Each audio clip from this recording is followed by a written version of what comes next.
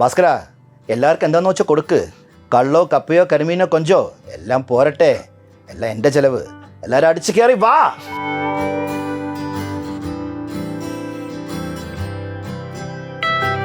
പിന്നെ എവിടെ നിന്നാണ് ഇത് കയറിയെന്ന് എനിക്കറിയില്ല. ടർബോ ജോസ് വന്നപ്പോഴത്തേക്കും ഇത് കത്തി ഒരു സംഭവം ഉണ്ടായിട്ട് പിന്നെ നോൺ സ്റ്റോപ്പ് ആയിപ്പോയി. നാദൃശ്വന്റെ പടത്തിൻ്റെ പ്രൊമോഷൻ പോയപ്പോൾ ഞാൻ ഈവനിങ് ഷോക്ക് തിയേറ്ററിൽ കയറിയപ്പോൾ സിനിമ കഴിഞ്ഞപ്പോൾ ഞാൻ സ്ക്രീനിന് മുമ്പ് വന്നിട്ട് പടം എങ്ങനെയുണ്ടെന്ന് വെച്ച് പടം എങ്ങനെയുണ്ടെന്ന് റിപ്ലൈ തരാതെ അവർ അടിച്ചു കയറി വന്നു.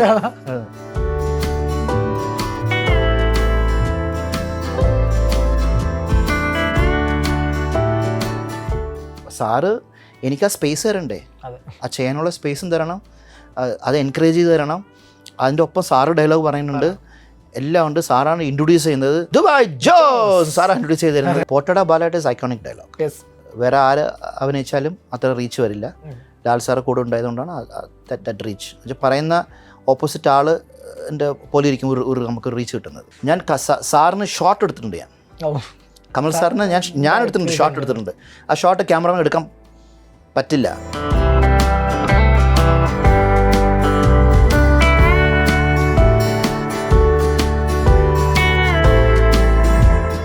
നമസ്കാരം. ഇന്ന് നമ്മളോടൊപ്പം ഉള്ളത് മലയാള സിനിമയുടെ മാച്ചോ മാൻ റിയാസ് ഖാനാണ്. സ്വാഗതം. സ്വാഗതം. Thank you. മൊത്തത്തിൽ ഒരു അടിച്ചുകയറി വരികയാണ് ഇപ്പോൾ. ഒരു അടിച്ചുകയറി വരവാണ് മൊത്തത്തിൽ. ഇപ്പോൾ DNA വരുന്നു. DNA ക്യാരക്ടറെ കുറിച്ച് പറഞ്ഞുകൊണ്ട് നമുക്ക് സ്റ്റാർട്ട് ചെയ്യാം. DNA എഴുതിയിട്ടുണ്ട്, if revenge is an art your killer is an artist. അപ്പോൾ അതിൽ തന്നെ കുറേ അർത്ഥമുണ്ട്. അപ്പോൾ ആർട്ടിസ്റ്റ് ആണെങ്കിൽ കില്ലിങ് ചെയ്യുന്നത് ഭയങ്കര എൻജോയ് ആയിട്ടായിരിക്കും. So he is doing it purposely. അത് എൻജോയ് ചെയ്ത് ചെയ്യണമാണ്.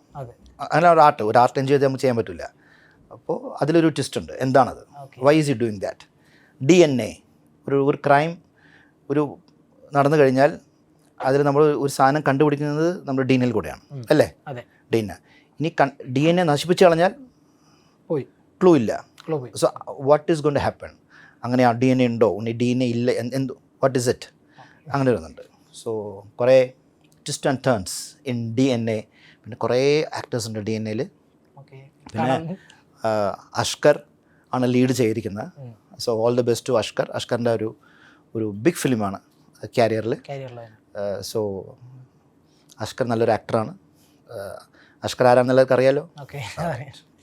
ഞാൻ പറഞ്ഞു തരേണ്ട അഷ്കറെ പറ്റി. സോ പുള്ളി has done A wonderful job. അതിൽ DNA വരുന്നത് ഫസ്റ്റ് തിങ് ബെൻസി പ്രൊഡക്ഷൻസ് നമ്മൾ ഈ കാര്യം പറഞ്ഞതാണ്. അവർ വണ്ടർഫുൾ പ്രൊഡക്ഷൻ ടീമാണ്. ഫ്രം ദ പ്രൊഡ്യൂസറിൻ്റെ കൂടെ വർക്ക് ചെയ്യുന്ന കോർഡിനേറ്റേഴ്സ്, അവരുടെ സ്റ്റാഫ് എല്ലാവരും ഭയങ്കര ഹാർട്ട് വാമിങ്, ഭയങ്കര വെൽക്കമിങ്. നമ്മൾ അത്ര ടേക്ക് കെയർ ചെയ്യുന്നൊരു ക്രൂ ആണ്. കുറേ പണം ഞാൻ കണ്ടമാനം പണം വർക്ക് ചെയ്തിട്ടുണ്ട്. അതിൽ വൺ ഓഫ് ദി ബെസ്റ്റ് ടീമായിരുന്നു ഇത്. എനിക്കൊന്ന് സുരേഷ് ബാബു സാറിന് ആദ്യമായിട്ടാണ് വർക്ക് ചെയ്യുന്നത്. ആദ്യമായിട്ടല്ല, ഭയങ്കര ഫാനാണ് ഞാൻ.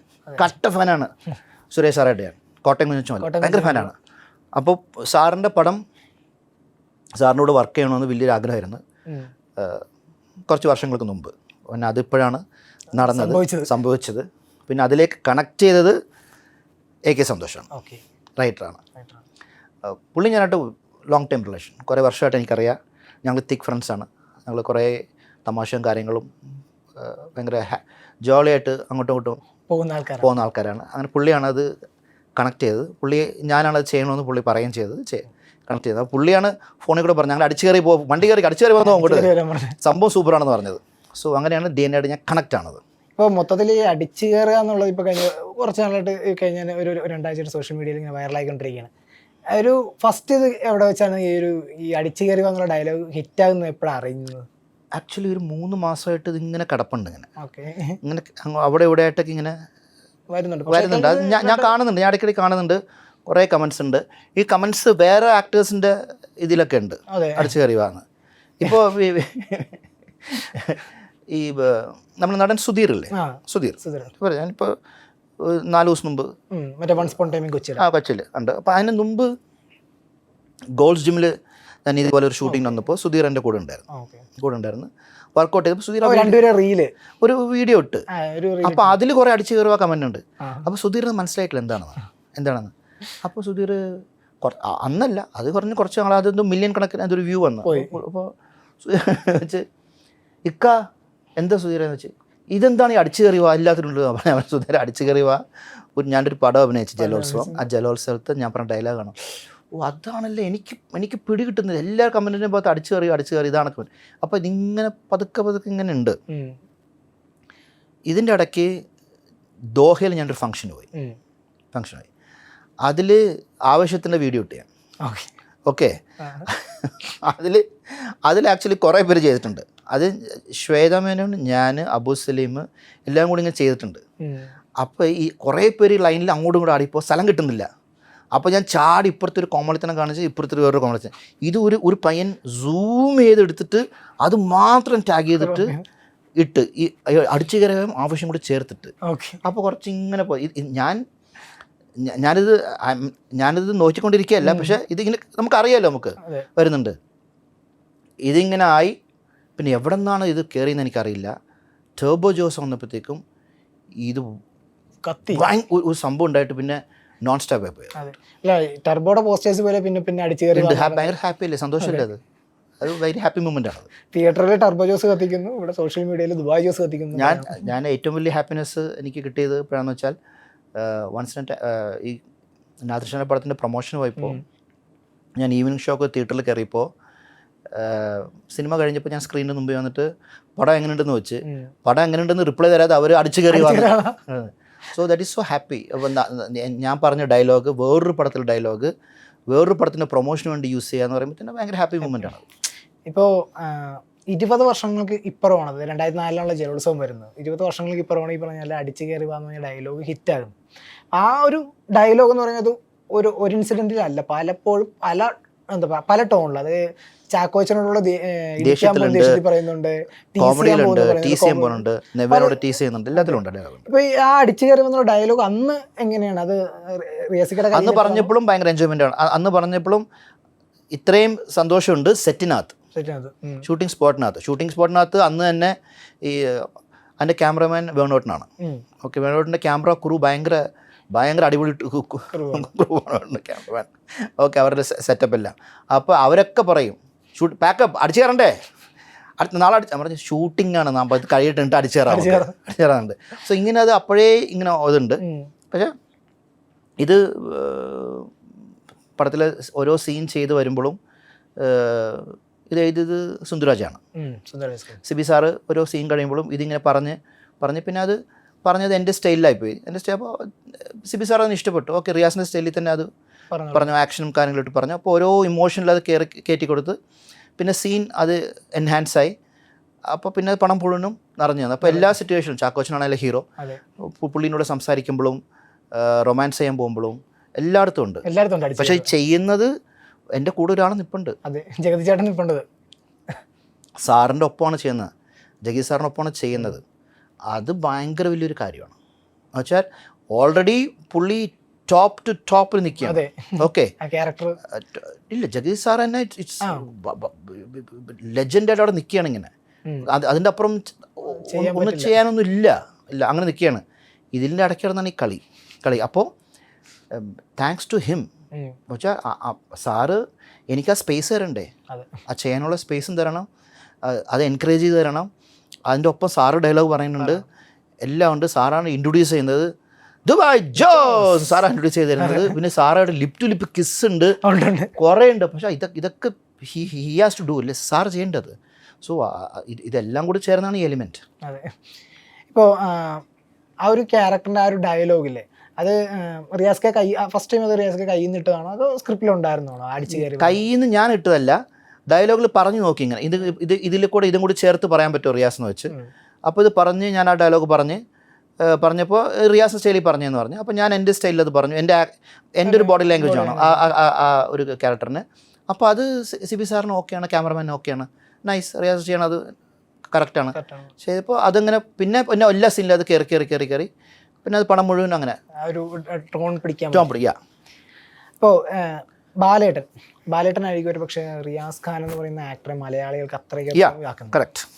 അതിൽ പറഞ്ഞ വി എം വിനുസാണ് ചെയ്യുന്നത്. ഭദ്രൻ അല്ല, വി എം വിനു ബാലേട്ടൻ ക്യാരക്ടറിൻ്റെ പേര് ക്യാരക്ടർ. ആ ഒരു കഥാപാത്രത്തിലേക്ക് എങ്ങനെയായിരുന്നു എത്തുന്നത്? ലാലേട്ടനെ ഓപ്പോസിറ്റ് വരുന്നു, അതിൽ ഒരു ഡയലോഗ് ഉണ്ട്, ബാലേട്ടനോട് പറയുന്ന ഡയലോഗ് ഉണ്ട്, പോട്ടടാ ബാലേട്ട. അതും ഹിറ്റ് ആകുന്നുണ്ട്. ആ ഒരു ക്യാരക്ടറിലേക്ക് എങ്ങനെയായിരുന്നു എത്തിയത്? പോട്ടടാ ബാലേട്ട is iconic dialogue. Yes. Okay, saying വേറെ ആര് അഭിനയിച്ചാലും അത്ര റീച്ച് വരില്ല. ലാൽ സാറ് കൂടെ ഉണ്ടായതുകൊണ്ടാണ് ദാറ്റ് റീച്ച്. എന്നുവെച്ചാൽ പറയുന്ന ഓപ്പോസിറ്റ് ആൾ എൻ്റെ പോലെ ഇരിക്കും ഒരു നമുക്ക് റീച്ച് കിട്ടുന്നത്. ഞാൻ തമിഴ് ഡയറക്ടറുണ്ട് AR മുരുകദാസ്. മുരുകദാസില്ലേ, മുരുകദാസിൻ്റെ second film. First film Dheena, second film Ramana Vijayakanth സാറാണ്. അപ്പോൾ അതിൽ I'm doing a very strong character അതിൽ. അപ്പോൾ അത് റിലീസായി ഏകദേശം 50-65 ഡേയ്സ് കഴിഞ്ഞു. ഇപ്പോൾ ഹൗസ്ഫുള്ളായിട്ട് പോയിക്കൊണ്ടിരിക്കുകയാണ്. അപ്പോൾ ഈ ബാലേട്ടൻ്റെ ക്രൂ ചെന്നൈയിലുണ്ട്. അവർ സോങ് റെക്കോർഡിങ്ങിന് വന്നിരിക്കുകയാണ്. അപ്പോൾ സോങ് റെക്കോർഡിങ് കഴിയുമ്പോൾ അവർ ഈ ക്യാരക്ടർ ഫിക്സ് ആയിട്ടില്ല. ഭദ്രൻ പറഞ്ഞ ക്യാരക്ടർ ഫിക്സ് ആയിട്ടില്ല. അങ്ങനെ നോക്കിക്കൊണ്ടിരിക്കുകയാണ്. ഹിന്ദിയിൽ നിന്ന് നോക്കണോ വേറെ ഭാഷയിൽ നിന്ന് നോക്കണോ, അവർക്ക് കിട്ടിയിട്ടില്ല. അവർക്ക് നോർമലായിട്ടുള്ള വരുന്ന ഒരു പടത്തിൽ നെഗറ്റീവാണ്. നെഗറ്റീവ് ഷെയ്ഡ് നോർമലായിട്ട് കാണുന്ന ഒരാൾ പാടില്ല. അവർക്ക് യങ് ആയിരിക്കണം, ലുക്ക് വൈസ് ഒരു ഹീറോ ലുക്ക് വേണം, നോർമൽ ഒരു അങ്ങനത്തെ ഒരു ലുക്ക്, യൂഷ്വലി വില്ലനെ കാണിക്കുന്ന ലുക്ക് വേണ്ട. ഇതൊക്കെ അവർക്ക് കിട്ടിയിട്ടില്ല. അപ്പോൾ 2 മെയിൻ കഥാപാത്രമുണ്ട് അതിൽ. ഒന്ന് ഡയറക്ടർ തുളസിദാസ്, പിന്നെ വേറൊന്ന് അസോസിയേറ്റ് ഡയറക്ടർ ഗോവിന്ദൻകുട്ടി. ഇവർ രണ്ടുപേരും ഈ പടം കണ്ടിട്ടുണ്ട്. ഇവർ രണ്ടും ചെന്നൈയിലാണ്. രമണ കണ്ടിട്ടുണ്ട്. അപ്പോൾ ഇവരാണ് പറയണത്. ഇവർ ഒരാളടുത്ത് പറഞ്ഞ് ഗോവിന്ദൻകുട്ടി പോയി പറഞ്ഞ് ഇന്ന പടത്തിലുണ്ട്, ഇത് കണ്ടു നോക്കാം നമുക്ക്, പുള്ളി കറക്റ്റാണെന്നാണ് തോന്നുന്നത് എന്ന് പറഞ്ഞ് ആ പടം കാണുക. പിന്നെ അതിൽ നിന്ന് ബാലേട്ടനിലേക്ക് വരാം. ഇതാണ് ആ ഒരു ജേണി. ഇപ്പോൾ ബാലേട്ടൻ കാണുമ്പോൾ നമുക്ക് ബാലേട്ടന് കണ്ടിന്യൂസ്ലി മോഹൻലാൽ എന്ന് പറഞ്ഞ ഒരു സ്റ്റാറിനെ ഇട്ട് ടീസ് ചെയ്യുന്നൊരു വില്ലൻ, അതാണ് പടത്തിലെ ഹൈലൈറ്റ്. ലാസ്റ്റ് മാത്രമായിരിക്കും ഒരു പക്ഷേ പ്രതികരിക്കുന്നത്. നമുക്ക് പേഴ്സണലി ഒരു ചിലപ്പം ദേഷ്യം തോന്നുന്ന ഒരു വില്ലനാണ്. ആണ് അതിൻ്റെ ക്യാരക്ടറൈസേഷൻ അതാണ്. വെച്ചാൽ അത്രയും ബാലേട്ടൻ്റെ ക്യാരക്ടർ അതാണ്. ആരോടും ഇതില്ലാത്തൊരു ക്യാരക്ടറാണ്. ബാലേട്ടന് പോലും ഇനി പിടിച്ചേക്കാൻ പറ്റിയ സ്ഥിതിയിലാണ്. അവിടെ അതാണ് എൻ്റെ പടത്തിലെ ടെമ്പോ. അപ്പോൾ ആ ഒരു ക്യാരക്ടർ കഴിയുമ്പോൾ അത് ഏതെങ്കിലും പ്രേക്ഷകരിൽ നിന്ന് എങ്ങനത്തെ എന്തെങ്കിലും പ്രതികരണങ്ങളും ഉണ്ടെങ്കിലും ഉണ്ടായിട്ടുണ്ടോ? പ്രതികരണമില്ല, എല്ലാവരും 2 കൈയും വെച്ച് സ്വീകരിക്കുകയാണ് ചെയ്തത്. So that was A point. Okay. ഇപ്പോൾ അത് കഴിഞ്ഞിട്ടാണ് ഈ കൊച്ചി രാജാവിലേക്ക് വരുമ്പോൾ കൊച്ചി രാജാവിലെ ഡയലോഗ് ഈ പറഞ്ഞ പോലെ ഹിറ്റാണ്. തെറ്റെൻ്റെ ഭാഗത്താണ്.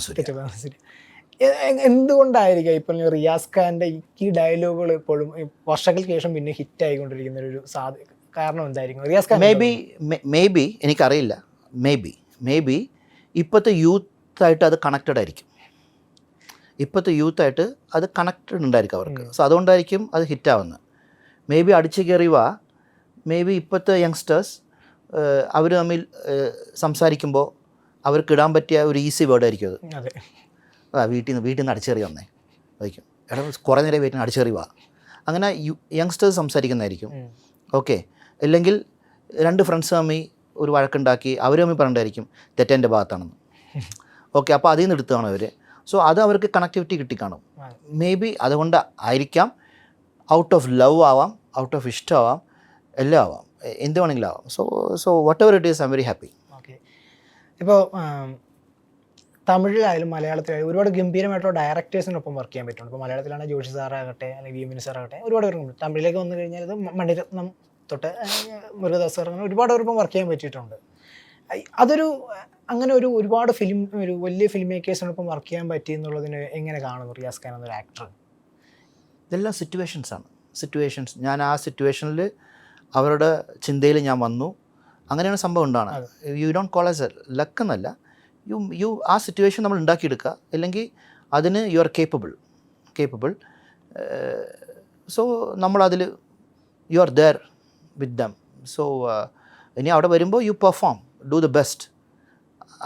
അവർ വിചാരിച്ചത് നമ്മൾ ഡെലിവറി ചെയ്യുക, അതിൽ വിചാരിച്ചതിന് അപ്പുറം ഡെലിവറി ചെയ്യുക. സോ അവിടെ നിന്നാണ് ഒരു പെർഫോമൻസിൽ കൂടെയാണ് നമ്മൾ ഒരാളടുത്ത് അടുപ്പം വരുന്നത്. ഇപ്പോൾ നമ്മളൊരു ലാൽ സാറടുത്തോ അല്ലെങ്കിൽ കമൽഹാസൻ സാറടുത്തോ രജനി സാറടുത്തോ ഞാൻ ജസ്റ്റ് പറയണം, മെയിൻസ് പറയണം വെച്ചാൽ ഇവരായിട്ടൊക്കെ ഞാൻ ചെയ്തിട്ടുണ്ട്. വിജയൻ്റെ അടുത്തോ എല്ലാം നമ്മൾ കൂടുതൽ അടുക്കുന്നത് ഒരു ആക്ടർ വേറൊരു ആക്ടർ 2 ചെയ്യുമ്പോൾ വെൻ യു പെർഫോം ഗുഡ്, ആ സീൻ നന്നാക്കി എടുക്കുമ്പോൾ ഇമോഷണലി നമുക്ക് അറ്റാച്ച്മെൻറ്റ് വന്നു. ഹീസ് ഗുഡ്, ഷീസ് ഗുഡ് വന്നു. പിന്നെ അവിടെ നിന്നായിരിക്കും ഒരു ടോപ്പിക് ഓപ്പൺ ആകുന്നത്, ഒരു സംസാരം വരുന്നത്. പിന്നെ ആ വൈബ്രേഷൻ ഈ വൈബ്രേഷൻ ഒന്നായിരിക്കും, സെയിം ആയിരിക്കും, അത് സെറ്റാവും. So that's how it goes. ഇപ്പോൾ ലാലേട്ടൻ പറഞ്ഞ പോലെ ബാലേട്ടൻ മുതൽ ഇപ്പോൾ ആറാട്ട് വരെ കണ്ടിന്യൂസ് ചെയ്തിട്ടുണ്ട്. ഇതിലെല്ലാത്തിനും ഒന്നും ലാലേട്ടൻ ഏറ്റവും കൂടുതൽ ടീസ് ചെയ്തിട്ടുള്ളൊരു വില്ലൻ ആയിരിക്കണം. ഇപ്പോൾ എല്ലാ ഹീറോസും ചെയ്തിട്ടുണ്ട് ഞാൻ, എല്ലാ ഹീറോസായിട്ടും ചെയ്തിട്ടുണ്ട്. സൂര്യയായിട്ട് ചെയ്തിട്ടുണ്ട്, വിജയായിട്ടുണ്ട്, അജിത്തായിട്ട് ചെയ്തിട്ടുണ്ട്, മെനി ഹീറോസ് ചെയ്തിട്ടുണ്ട്. ഇപ്പോൾ ഈ ഫൈറ്റ് എന്ന് പറയുമ്പോൾ ഇപ്പോൾ ലാലേട്ടൻ്റെ ഫൈറ്റ് സീക്വൻസുകളെ കുറിച്ച് എപ്പോഴും മലയാളികൾ പൊക്കി പറയുന്ന ഫൈറ്റ് സീക്വൻസ് പറഞ്ഞേ പറ്റുമോ? Yes yes. ഇപ്പോൾ ആറാട്ടിൽ വന്നാലും ബാലേട്ടൻ തോന്നി ഇപ്പോൾ ആറാട്ട് വന്നാലും ഒരു ഫൈറ്റ് സീക്വൻസ് നിങ്ങൾ ഉണ്ട്. ഇപ്പോൾ ലാലേട്ടനോട്ടുള്ള ഒരു ഫൈറ്റ് സീക്വൻസിൻ്റെ ഒരു എക്സ്പീരിയൻസ് എങ്ങനെ പറയാൻ പറ്റുക? ഇതെന്താണെന്ന് വെച്ചാൽ ചെയ്യുന്ന ക്രാഫ്റ്റ് അറിയണം നമ്മൾ. ഓക്കെ, ഇത് സിനിമയാണ്, സിനിമാറ്റിക് ഫൈറ്റാണ്, റിയൽ ഫൈറ്റ് അല്ല. ഇപ്പോൾ റിയൽ ഫൈറ്റിനേക്കാളും കഷ്ടമാണ് real fight, cinematic fight. Timing perfect ആയിരിക്കണം, ചെയ്യുന്ന ആക്ഷൻ എന്താണെന്ന് അറിയണം, സിനിമാറ്റിക് ഫൈറ്റ് പഠിച്ചിരിക്കണം. എന്താണ് ഷോട്ട് എടുക്കാൻ പോകണം, ഈ ഷോട്ടിൽ ആക്ഷനിൽ നമ്മൾ പെർഫോമൻസ് ചെയ്യണം. നമ്മൾ സ്റ്റൺമെൻ അല്ല, ജസ്റ്റ് ആ സ്റ്റണ്ട് ഡെമോൺസ്ട്രേഷൻ ചെയ്തിട്ട് പോകുന്ന ആൾക്കാരല്ല, actors doing a action sequence with performance. അതുകൊണ്ട് രണ്ടും അറിയുന്ന ആർട്ടിസ്റ്റ് ചെയ്യുമ്പോൾ ഇറ്റ് ബിക്കം സോ ഈസി. അതിലപ്പുറത്തേക്കുന്ന ഒരു ആക്ടർ അതിൽ എക്സൽ ചെയ്യുന്ന ആക്ടർ ആകുമ്പോൾ it's much more easier. So you have that, എല്ലാത്തിനും ഒരു കൺട്രോൾ വേണം. ഇത് രണ്ടും അറിയുമ്പോൾ it becomes more easy, more comfortable. പിന്നെ ബേസിക്കായിട്ട് നമുക്ക് ഇഷ്ടപ്പെടുന്ന ഒരാൾ അപ്പുറത്ത് നിന്ന് ചെയ്യുമ്പോൾ we try to give the 100% of it ചെയ്ത് കൊടുക്കും. സോ നാച്ചുറലി പിന്നെ എന്താ സിനിമ വാക്ക് പറഞ്ഞാൽ മാജിക് വിൽ ഹാപ്പൻ. നമ്മൾ എൻജോയ് ചെയ്ത് കഴിഞ്ഞാൽ മാജിക്. ഈ ലാലേട്ടൻ പോലെ തന്നെ പിന്നെ മലയാളത്തിലെ നല്ല പറഞ്ഞ പോലെ എല്ലാ ഭാഷകളിലെ എല്ലാ നടന്മാരുമായിട്ട് അങ്ങോട്ടും ഇടിച്ചിട്ടുണ്ട്, ഇങ്ങോട്ടും ഈ വൺ ടേക്കുള്ള ഒരു ആക്ടറായിട്ടുണ്ട്. ഇപ്പോൾ തമിഴിലേക്ക് വന്നു കഴിഞ്ഞാൽ ആളവന്താനായിരിക്കാം ഫസ്റ്റ് ഒരു സ്റ്റാർ കാസ്റ്റുള്ള ഒരു പടം വരുന്നത്. അതിൽ പറഞ്ഞ പോലെ കമൽഹാസൻ അദ്ദേഹത്തിൻ്റെ എന്താ പറയുക വളരെ ക്രൂഷ്യലായിട്ടുള്ള ഒരു മൊമെൻറ്റിൽ അദ്ദേഹത്തിൻ്റെ ബോഡി ഡബിൾ ആയിട്ട് വരുന്ന രീതിയിൽ പോകുന്നുണ്ട്. ആ ഒരു കഥാപാത്രം ചെയ്യുമ്പോൾ അത് പറഞ്ഞ പോലെ റിയാസ് ഖാൻ വളരെ ചെറുപ്പമായിരുന്നു. അപ്പോൾ ആ സമയത്ത് അതൊരു ടെൻഷനല്ലേ, കമൽഹാസനെ പോലൊരു ആക്ടറാണ് അപ്പം പെർഫോം ചെയ്യുക എന്ന് പറയുന്നത്, അത് ചിന്തിച്ചിട്ടില്ല ആ ഒരു മൊമെന്റ്? സീരിയസ് ടെൻഷനൊന്നുമില്ല, എക്സൈറ്റ്മെൻ്റ് ആയിരുന്നു, ഭയങ്കര എക്സൈറ്റ്മെൻ്റ് ആയിരുന്നു. ഡ്രീം കം ട്രൂ ആണ്. ഒരിക്കലും പുള്ളിയായിട്ട് നമ്മൾ വർക്ക് ചെയ്യുമോ, പുള്ളിയായിട്ട് സംസാരിക്കാൻ പറ്റുമോ, പുള്ളിയെ തൊടാൻ പറ്റുമോ എന്നൊക്കെയുള്ള ഇതിലാണ്. ഞാൻ അപ്പോഴേ ആക്ടറായി കഴിഞ്ഞു, ലൈവിലുണ്ട്. പക്ഷെ എന്നാലും പുള്ളിയെ റീച്ച് ചെയ്യാൻ പറ്റുമോ, സംസാരിക്കാൻ പറ്റുമോ, തൊടാൻ പറ്റുമോ, പുള്ളിയായിട്ട് ഇന്ന് ഇൻട്രാക്ട് ചെയ്യാൻ പറ്റുമോ എന്നൊരു ഇന്നും അങ്ങനെ തന്നെയാണ്. സോ അങ്ങനെ നമ്മളിനി പിന്നെ പുള്ളിനെ നമ്മൾ മാറ്റിക്കളയും. പുള്ളിനെ പറ്റി നമ്മൾ വേണ്ടെന്ന് പറയും. സോ അങ്ങനത്തെ ഒരു എക്സൈറ്റ്മെൻ്റ് ആണ്. സോ അതാണ് ഇത്. പിന്നെ ഈ വിളി വരുന്ന പുള്ളിൻ്റെ അടുത്ത് തന്നെയാണ്, വിളി വരുന്ന പുള്ളിൻ്റെ അടുത്ത് തന്നെയാണ്. അതാണ് ഭയങ്കര ഹാപ്പിനെസ്. അത് വിളി വരുന്ന പുള്ളിൻ്റെ അടുത്ത് നിന്നാണ്. പുള്ളിനെ കാണാൻ പോകുന്നത് തന്നെ അതൊക്കെ ഡിഫറെൻറ്റ് സംഭവങ്ങളാണല്ല. പുള്ളി ഓഡിഷനായിട്ട് വിളിക്കുകയല്ല, അല്ലെങ്കിൽ വന്ന് കണ്ട് കഥ പറയാൻ വിളിക്കല്ല, അങ്ങനെയല്ല. വിളിക്കുന്നത് തന്നെ റിയാസും വൈഫും എന്നെ കാണാൻ വരണേന്നാണ് വിളിക്കണം. അങ്ങനെ വിളിക്കണം. വരുമ്പോൾ വൈഫിനെ വിളിച്ചുകൊണ്ട് വരൂ, ഒരുമിച്ച് വരൂ, എവിടെയാണ് താമസം, അങ്ങനെയാണ്. അല്ലാതെ ഓഫീസിൽ വരണം, കാണണം, ഒരു പടത്തിനെ പറ്റിയാണ്, അങ്ങനെയല്ല. അങ്ങനെയല്ലായിരുന്നു. വിളി വരുന്നത് ഇങ്ങനെയാണ്. പക്ഷേ വിളിക്കുന്നത് സിനിമയ്ക്ക് വേണ്ടിയാണെന്ന് അറിയാം, പറയുന്നുണ്ട്. പക്ഷേ ടോക്ക് ഇങ്ങനെ വന്ന് ഇരുന്ന് പുള്ളി കുറച്ച് നേരം സിനിമയെ പറ്റി സംസാരിച്ചിട്ടേ ഇല്ല. പുള്ളി വേറെ കാര്യം, വൈഫ് ഞാൻ എന്നെ ഇരുത്തി കംഫർട്ടബിളാക്കി വേറെ കുറേ കാര്യങ്ങൾ, പുള്ളി സിനിമയിൽ ചില സംഭവങ്ങൾ ചെയ്തതും വേറൊരു സംഭവം ചെയ്ത് പിന്നെ normal day to day life പറഞ്ഞ് കഥയിലേക്ക് പുള്ളി അറിയാതെ കയറി വരികയാണ്. അപ്പം അങ്ങനെ അത്രയും നമ്മൾ ഉണ്ടാക്കിയാണ്. സോ ദാറ്റ് അത്ര വലിയ ആളാണ് പുള്ളി. എന്നിട്ടാണ് കഥയായിട്ടുള്ള പറയണത്. പിന്നെ കഥയിലേക്കാണ് പുള്ളി പോയത്, കഥയിലേക്ക് എത്തി ചെയ്ത് പുള്ളി ഇത് ചെയ്യാൻ പറയണം. അപ്പോൾ കഥയിലെ ഓൾമോസ്റ്റ് ലുക്കലേക്കാണ്. കഥയിൽ ഇയാളെ കൊന്നിട്ടാണ് ഇയാൾ പുറത്ത് ചാടാൻ, പക്ഷേ ഇയാളെ മരിച്ചു എന്ന് വേണം. അപ്പോൾ കുറച്ച് ലുക്കലേക്ക് വേണം. സോ അങ്ങനെയാണ് കഥയിലേക്ക് എത്തിപ്പെട്ടത്. പിന്നെ അത് കഴിഞ്ഞ് ഞാൻ കുറേ ഇൻ്റർവ്യൂ പറഞ്ഞിട്ടുണ്ട്, സിനിമയിൽ കുറേ ടഫ് സിറ്റുവേഷൻസ് ഉണ്ട്. സോ ഒരു ബോഡി ഡബിൾ വേണം. സോ പുള്ളിക്ക് സ്റ്റൺമെൻ വേണ്ട, ആക്ടർ തന്നെ വേണം ബോഡി ഡബിൾ. സോ പുള്ളി എന്നെ തന്നെ റിയാസ് തന്നെ ചെയ്താൽ മതി എന്ന് പറഞ്ഞ് അതും പുള്ളിയാണ് ചെയ്യിപ്പിച്ചത്. അതൊക്കെ ശരിക്കും പറഞ്ഞ ഒരു അഭിമാനിക്കുന്ന ഒരു എലിമെൻ്റ് ആണല്ലോ. കാരണം കമൽഹാസൻ്റെ ബോഡി ഡബിൾ ആകുക എന്ന് പറയുമ്പോൾ ആ ഒരു സോ എനിക്ക് സാറ് ഏത് ടൈമിൽ നോക്കും, ഏത് ടൈമിൽ കൈ ഇങ്ങനെ ആക്കും, ഏത് ടൈമിൽ എന്ത് ചെയ്യുമെന്ന് എനിക്ക് വളരെ വ്യക്തമായിട്ട് അറിയാം. അതറിഞ്ഞാലേ ചെയ്യാൻ പറ്റുള്ളൂ. അത് ചെയ്യാൻ പറ്റുള്ളൂ. 2-3 ഷോട്ട് അന്നേ ഹെവി CG വർക്കാണ് ആ കാലഘട്ടത്തിൽ. 2-3 ഷോട്ടുകളൊന്നും പുള്ളി മാറ്റിയിട്ടേ ഇല്ല. പുള്ളി പറഞ്ഞാൽ അറിയില്ല, റിയാസ് ചെയ്ത് അറിയില്ലെന്ന് പറഞ്ഞു. സെയിം മാറ്റേണ്ടതാണ്. അങ്ങനെ ചെയ്തിട്ടുണ്ട്. ഞാൻ സാറിന് ഷോട്ട് എടുത്തിട്ടുണ്ട്. ഞാൻ കമൽ സാറിന് ഞാൻ എടുത്തിട്ടുണ്ട്, ഷോട്ട് എടുത്തിട്ടുണ്ട്. ആ ഷോട്ട് ക്യാമറമാൻ എടുക്കാൻ പറ്റില്ല. ഒരു പോയിന്റ് ഓഫ് വ്യൂ ഷോട്ടിൽ ഒരു വലിയ അയൺ റോഡ് ഉണ്ട്. ആ അയൺ റോഡ് നെഞ്ചത്ത് കുത്തിയിട്ട് പുള്ളിനെ ഇങ്ങനെ വെക്കണം. എന്നിട്ട് പിന്നെ അതിൽ കൂടെ ഊർന്ന് വരണം. ഊർന്ന് വരുന്നത് എടുത്തിട്ട് പിന്നെ പോയിന്റ് ഓഫ് ഷോട്ട് ഉണ്ട്, വൂം ഒക്കെ നിൽക്കുന്നത്. ആ ഷോട്ട് ഞാൻ ആ റോപ്പ് ഇട്ട് നിൽക്കുന്നത്, അടുത്ത ബോഡി ഡബിൾ ഞാൻ ചെയ്യണം. അപ്പോൾ എടുത്തത് ഞാൻ തന്നെയാണ് ഷോട്ട് എടുത്തത്. അങ്ങനെ ഷോട്ട് ഉണ്ട്, വേറൊരു ഷോട്ട് ഉണ്ട്, രണ്ടും ഞാൻ എടുത്തിരിക്കുന്നത്. Who will get that? പിന്നെ ഓക്കെ. ഇപ്പോൾ ഈ ആളവൻ തന്നെ ആ കാലഘട്ടത്തിൽ അത്ര ഒരു പരാജയ ചിത്രമായിരുന്നു. പിന്നീടാണ് അത് ഭയങ്കരമായി ചർച്ച ചെയ്യപ്പെട്ടത്. വീണ്ടും റിലീസ് ചെയ്യുന്നു. ഇന്നത് ഒരു ക്ലാസിക് സ്റ്റാറ്റസ് ഉള്ളൊരു സിനിമയാണ്. ആ കാലത്ത് അത്രയും വലിയ പരീക്ഷണങ്ങൾ നടത്തിയതിൻ്റെ പേര് ചർച്ച ചെയ്യപ്പെടുന്ന സിനിമയാണ്. ഇപ്പോൾ ജലോത്സവത്തിലേക്ക് വന്നു കഴിഞ്ഞാലും ജലോത്സവം അന്നൊരു പരാജയ ചിത്രമായിരുന്നു. ഇന്ന് പക്ഷേ ഈ ദുബായ് ജോസിൻ്റെ പേരിൽ ആ സിനിമ ചർച്ച ചെയ്യപ്പെടുന്നു. അപ്പോൾ ഈ സിനിമകൾ താങ്കൾക്ക് തോന്നുന്നുണ്ടോ ഇപ്പോൾ സിനിമകൾ എപ്പോഴും കാലത്തെ അതിജീവിക്കും എന്ന് പറയുന്നത്?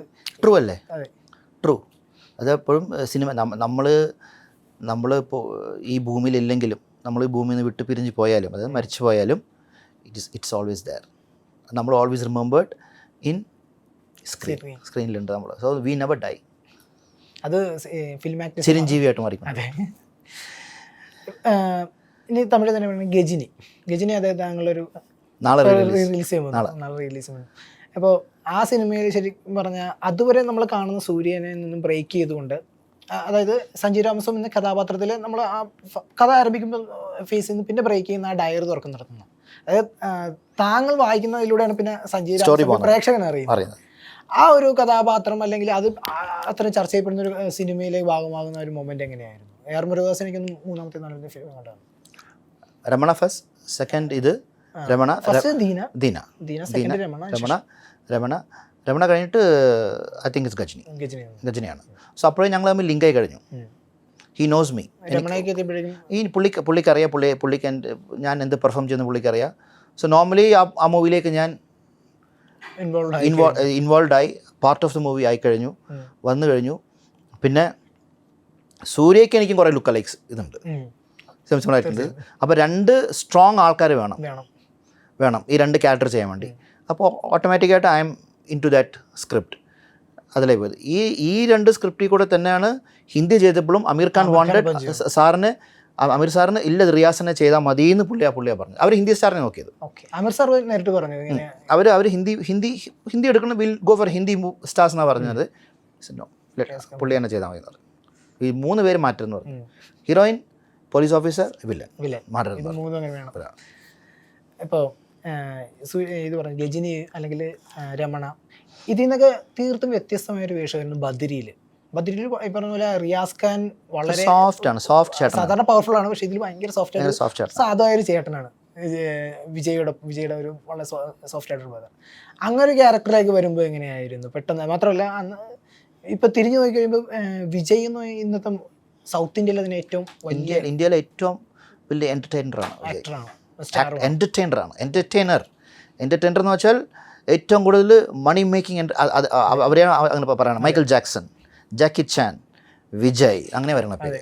ആ കാറ്റഗറിയിലാണ് വരണം. അപ്പോൾ അദ്ദേഹത്തോടൊപ്പം വർക്ക് ചെയ്യുന്നു. അതും അദ്ദേഹത്തിൻ്റെ പുറത്തായിട്ട് ഈ പറഞ്ഞ പോലെ റിയാസ് ഖാൻ്റെ ഫിലിമോഗ്രാഫിയിലേക്ക് വന്നു കഴിഞ്ഞാൽ എൻറ്റയർലി ഡിഫറെൻ്റ് ആയിട്ടൊരു ക്യാരക്ടറും ചെയ്യാൻ പറ്റിയത്. ആ ഒരു കഥാപാത്രത്തിലേക്ക് വരുമ്പോൾ എങ്ങനെയായിരുന്നു? ഞാനെപ്പോഴും പറയാറില്ലേ, ആക്ടേഴ്സായിട്ട് കാണണം. ഈ നമ്മൾ നെയിമിൽ ബ്രാൻഡ് ചെയ്യരുത്. ഈ നെവർ ബ്രാൻഡ് ഈ നെയിം, ഇയാൾ വില്ലൻ, ഇയാൾ കോമഡിയൻ, അങ്ങനെ ബ്രാൻഡ് ചെയ്യരുത്. ഇപ്പോൾ വടിവേൽ സാറ് തന്നെ കോമഡിയിൽ നിന്ന് ബ്രേക്ക് ചെയ്ത് കുറേ ഇമോഷണൽ ക്യാരക്ടർ ചെയ്യാൻ തുടങ്ങി. ഓക്കെ, നമ്മുടെ ഇവിടെ സുരാജ് ഉണ്ട്, കോമഡിയിൽ മാറി. Kalabhavan Mani is a biggest example. Kalabhavan Mani is an actor, versatile actor. അതാണ് ബിഗ്ഗസ്റ്റ് എക്സാമ്പിൾ. ഇനി ഏതൊരു ഫംഗ്ഷനിൽ വിക്രമം പറഞ്ഞു, പുള്ളി ക്യാരക്ടർ ആകുമ്പോൾ നമുക്ക് ക്യാരക്ടർ ആർട്ടിസ്റ്റ് ആയിട്ട്, പുള്ളി കോമഡി ചെയ്യുമ്പോൾ നമുക്ക് കോമഡി ആയിട്ട് വന്നു, പുള്ളി കരയുമ്പോൾ നമ്മൾ കരയും, പുള്ളി ഹീറോ ആയിട്ട് അഭിനയിക്കാൻ നമ്മൾ ഫാനാകും. So that is an actor. So നമ്മൾ ഗിവൺ ക്യാരക്ടർ അതിന് നമ്മൾ എക്സൽ ചെയ്യുക, അതിനത് ബെസ്റ്റ് തരിക, അത്രേ ഉള്ളൂ. അല്ലാതെ എനിക്ക് വില്ലനായിട്ട് ചെയ്തു എനിക്കങ്ങനെ നത്തിങ് ചെയ്തില്ല. ടൈപ്പ് കാസ്റ്റ് ആയിരുന്നാണ്, അത്രേ ഉള്ളൂ. ടൈപ്പ് കാസ്റ്റ് ചെയ്യപ്പെട്ടായിട്ട് തോന്നിയിട്ടുണ്ട്. ചെയ്തോട്ടെ, നമ്മളത് കാര്യമാക്കരുത്. ചെയ്യണമെങ്കിൽ ചെയ്തോട്ടെ. എൻ്റെ ജീവിതത്തിൽ എപ്പോഴും ഹാപ്പിനെസ്സേ ഉള്ളൂ. ഞാൻ എപ്പോഴും ഹാപ്പി നോക്കി നടക്കുന്ന ആളാണ്, ഹാപ്പിനെസ് നോക്കി നടക്കുന്ന ആളാണ്. ഞാൻ ഇനി ടൈപ്പ് കാസ്റ്റ് ചെയ്തോട്ടെ, സിനിമയിലിടണ്ട, നോ പ്രോബ്ലം, ജോലി എൻ്റെ അല്ലേ, ഞാൻ ആ ജോലി തേടിയെടുത്തോളാം, ജോലി എടുത്തോളാം. So I never bother about that. Comedy ഒക്കെ ചെയ്യാൻ ഒരു പ്രത്യേക താല്പര്യമുണ്ട്. ഇപ്പോൾ വൺസ് അപ്പോൺ ടൈം മികച്ചിലാണെങ്കിലും ആ ഒരു ഞാൻ ഇതൊക്കെ ചെയ്യുന്ന ആളാണ്, പക്ഷേ കോമഡി ക്യാരക്ടർ തന്നാൽ ഞാൻ ചെയ്യും. ഞാനായിട്ട് സ്ക്രിപ്റ്റിൽ നിന്ന് തിരുത്തി മാറ്റാൻ പറ്റില്ല. പിന്നെ ഒരു റൈറ്റർ കൺസേവ് ചെയ്യുമ്പോൾ ഇത് റിയാസ് ചെയ്താൽ അതിനൊരു ഫുൾഫിൽമെൻറ്റ് കിട്ടുമെന്ന് ഒരു ഇതുണ്ട്. അപ്പം നേരത്തെ കോമഡി ചെയ്യുന്ന കുറേ ആൾക്കാരുണ്ട്. സോ അത് നോർമലി അങ്ങോട്ടേ പോവുള്ളൂ. ഒരു എക്സ്ട്രോർഡിനറി സിനിമ മാറി ചെയ്യുമ്പോഴാണ് ഇത്രയും ശ്രദ്ധയിലേക്ക് വരുന്നത്. സോ അതാ നാദർഷാക്ക് അറിയാം ഞാൻ എന്ത് ചെയ്യുന്നു, അതുകൊണ്ടാണ് തരുന്നത്. ഈ once upon a time in കൊച്ചിയിൽ പോലും പടത്തിലെ മെയിൻ ക്യാരക്ടറല്ല ഞാൻ, പക്ഷെ അവിടെ ഒരാൾ വരണം, ഒരു ഷാർപ്പ് ഷൂട്ടർ അവിടെ ഉണ്ട്, വരണം. ആ ഷാർപ്പ് ഷൂട്ടർ അറിയപ്പെടുന്ന ഒരാളായിരിക്കണം, ഒരു വില്ലനായിരിക്കും, വില്ലൻ ചെയ്യുന്ന കഥാപാത്രമായിരിക്കണം. പക്ഷേ അയാൾ ചെയ്യുന്നതൊക്കെ മണ്ടത്തരായിരിക്കണം, പൊട്ടത്തരായിരിക്കണം. പിന്നെ അതിലേക്ക് കഥ പോകുന്നില്ല, പക്ഷെ അത്രയും ചെയ്യുന്ന ഒരാളായിരിക്കണം. പക്ഷെ അത് ഒരു ചെറിയ ഭാഗത്തിൽ അത് എസ്റ്റാബ്ലിഷ്മെൻ്റ് ചെയ്യണം, വരണം, അത് അങ്ങനെ പെർഫോമും ചെയ്യണം. സോ അതിന് ആദർശം റിയാസ് ചെയ്താൽ കറക്റ്റ് ആയിരിക്കും, റിയാസ് ചെയ്യട്ടെ എന്ന് പറയുന്നത്. ഇതൊരു കാർ യാത്രയിൽ നടന്നതാണ്. ഇത് ഞങ്ങൾ കൽപ്പറ്റയിൽ നിന്ന് ഒരു കാർ യാത്രയിൽ പോകുമ്പോൾ ഈ സംസാരം നടന്നിട്ട് അങ്ങനെ ഓക്കെ. അപ്പോൾ പിന്നെ പുണ്യ വിളിച്ചു, റിയാസ് നമുക്ക് ചെയ്യാമെന്ന്. നാദർഷ വിളിച്ച് ഞാൻ ചേരാമെന്ന് പറഞ്ഞു. ഇതൊക്കെ കുറേ ബന്ധങ്ങളുണ്ട്, കുറേ ഇന്നലെ ഇന്നും നടക്കുന്ന കാര്യമൊന്നുമില്ല. ഇന്നും ഒരു വിളി വന്നാൽ ഞാൻ ഓടിപ്പോവും, ഡാഡി ഞാൻ വരാം, നാളെ വരാമെന്ന്, ഗസ്റ്റ് അപ്പിയറൻസാണ് വരാമെന്ന് പറയും. ഇപ്പോൾ അവസാനമായിട്ട് നമുക്കൊരു കാര്യം കൂടി ചോദിക്കട്ടെ. ഇപ്പോൾ ഈ സോഷ്യൽ മീഡിയയിൽ കഴിഞ്ഞ കുറച്ച് കാലമായിട്ട് ഇപ്പോൾ റിയാസ് ഖാൻ ഒരു സ്റ്റാറാണ്, അല്ലെങ്കിൽ അവിടെ റിസ്ഖാൻ കണ്ടിട്ടില്ല. വ്യക്തമായി അറിയാമല്ലോ. ആ ഒരു കൈൻഡ് ഓഫ് പല റോസ്റ്റിംഗ് വീഡിയോസിൻ്റെ താങ്കളും ഉണ്ടാവും. അപ്പോൾ അതിനെ എങ്ങനെയാണ് റിയാസ് ഖാൻ എന്ന് പറയുന്ന വ്യക്തി നോക്കിക്കാണുന്നത്? റിസ്ഖാന് സന്തോഷമാണോ? എനിക്കും സന്തോഷമാണ്, അത്രേ ഉള്ളൂ. റിസ് ഹാപ്പിയാണ്, അതുകൊണ്ട് ഓക്കെ, റിസ് ഹാപ്പി ആയിട്ടിരുന്നോട്ടെ, ഞാനും ഹാപ്പിയാണ്. ഓക്കെ, റിസും ഒരു കാരണമാണ് ഇത്രയും വൈറലാകാൻ, അല്ലേ? അപ്പോൾ റിസും ഹാപ്പി ആയിരിക്കട്ടെ. Happy, thank you Riz. Last നമുക്ക് ദ വൈറൽ ഡയലോഗ് ഒന്ന് പറഞ്ഞ് നമുക്ക് ഇതങ്ങ് അവസാനം. ഓക്കെ, അപ്പോൾ DNA 14th June ബക്രീദിൻ്റെ അന്ന്. So happy Bakrid. അപ്പോൾ DNA കാണാൻ എല്ലാവരും തിയേറ്ററിലേക്ക് അടിച്ച് കയറി വാ. ഇപ്പോൾ എല്ലാവർക്കും വേണ്ടി ഒന്നും കൂടെ പറഞ്ഞുതരാം. ഓക്കെ ഭാസ്കര, എല്ലാവർക്കും എന്താണെന്ന് വെച്ചാൽ കൊടുക്ക്. കള്ളോ കപ്പയോ കരിമീനോ കൊഞ്ചോ എല്ലാം പോരട്ടെ, എല്ലാം എൻ്റെ ചിലവ്. എല്ലാവരും അടിച്ച് കയറി വാ. Okay, thank you to DNA. Okay, thank U.